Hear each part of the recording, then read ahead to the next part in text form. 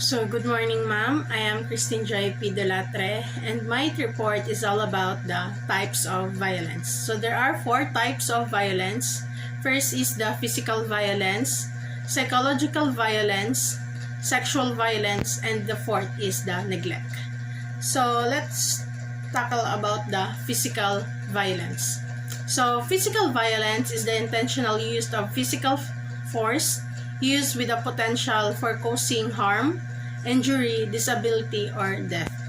So, this includes but not limited to scratching, pushing, shoving, grabbing, biting, choking, shaking, slapping, punching, hitting, burning, use of a weapon, or use of a restraint or one's body against another person. So, those are under physical violence. So, next is the psychological violence. So, psychological violence can be defined as the intentional act against the person or collective force that results in physical, mental, spiritual, moral, and social harm, including insults, threats, attacks, or verbal abuse. This is according to Ray 2007, Ping et al. 2018. So, psychological violence can take the form of, for example, coercion. So, coercion is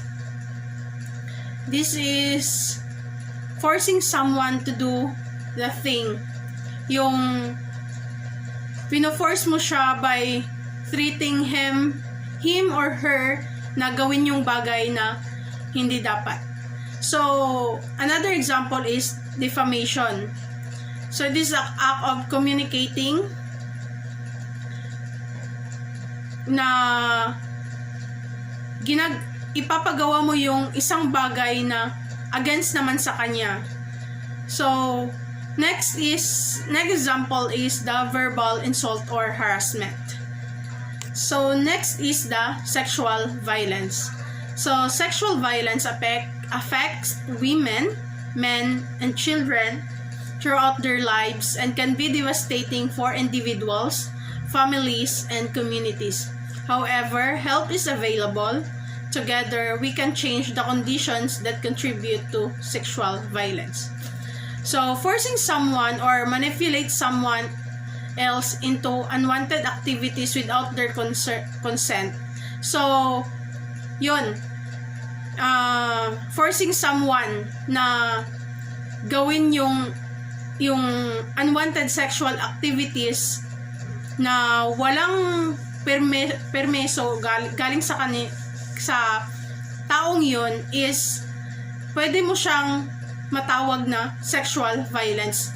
Kasi against yun sa'yo, ayaw mong gawin yung bagay na yun, but pinilit ka niyang gawin na yung isang bagay na yun. So, reasons someone might not consent include fear, age, illness, disability, or influence of alcohol or other drugs. So, anyone can experience sexual violence. So, include dito yung mga bata, teens, adults, or elders. Those who sexually abuse can be acquaintances, family members, trusted individuals, or stranger. So, the next type of violence, which is the neglect. So, next reporter na po yung magre-report about the neglect. And thank you. That's all my report.